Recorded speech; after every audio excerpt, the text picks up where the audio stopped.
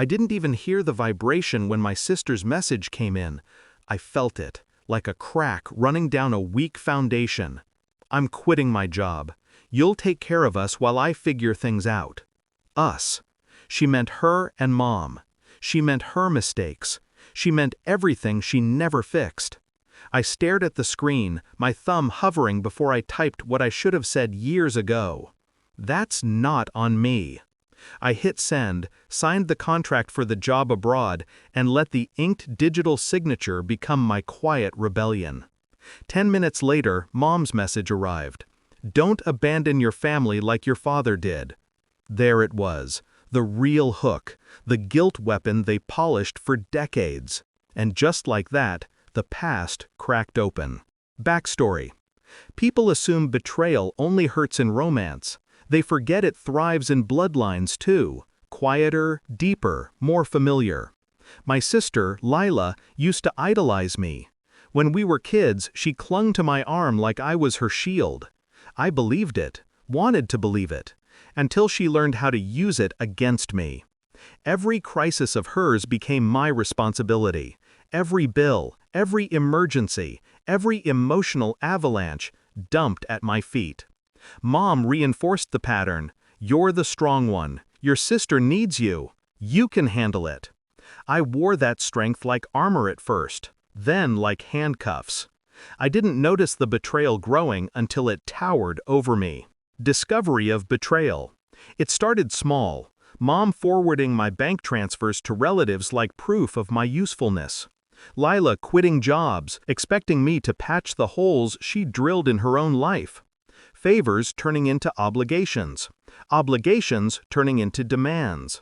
But the real blow came last month. I found out Mom had taken money I sent for her medication and used it to cover Lila's emergency shopping. A luxury bag, a brand she'd always wanted. My mother lied to my face about running out of pills while a designer box sat hidden in her closet. That was the moment something in me shifted. Not broken, just repositioned. Love doesn't die, it mutates. Shift in mindset. I didn't explode, didn't confront, didn't accuse. I planned. Quietly, precisely. I stopped sending money, stopped answering every call within seconds, stopped allowing guilt to steer me like a collar around my neck. Instead, I researched jobs abroad, work visas, housing contracts, exit strategies, emotional and financial. They thought I was still the safety net, but I was weaving something else entirely. A future without them clinging to my spine. Execution of the plan. I saved every penny they didn't know I earned. I opened a separate account. I gathered documents they'd always insisted on keeping safe for me. I reclaimed my passport, my degrees, my birth certificate. When Mom asked why, I told her I needed copies for a company audit. She believed me. She always believed the versions of me that kept her comfortable. Then came the job offer abroad. A salary triple what I earned. A fresh start disguised as a professional opportunity. I waited until the contract was one signature away from being sealed, then crafted my silence like a weapon. I didn't warn them, didn't hint, didn't soften.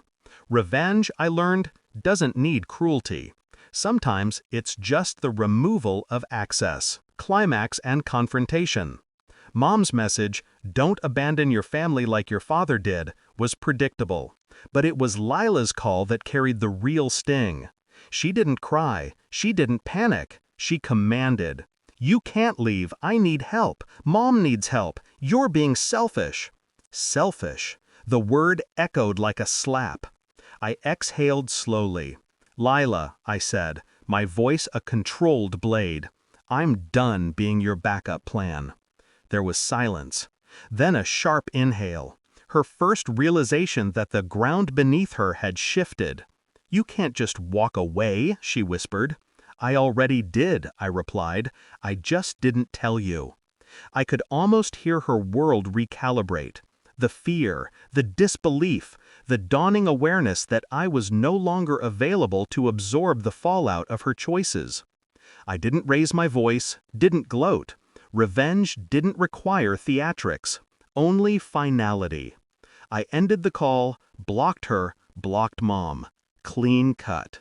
No bleeding edges. The next morning I boarded my flight. I didn't look back, didn't replay their messages, didn't soften the memory of their voices. For the first time in years, the weight on my chest wasn't mine. I wasn't running away. I was stepping toward something. Myself. People think revenge is about hurting someone. But the revenge I chose was simpler. I stopped being their solution and let them face the problems they built with their own hands. Sometimes the most powerful revenge is freedom.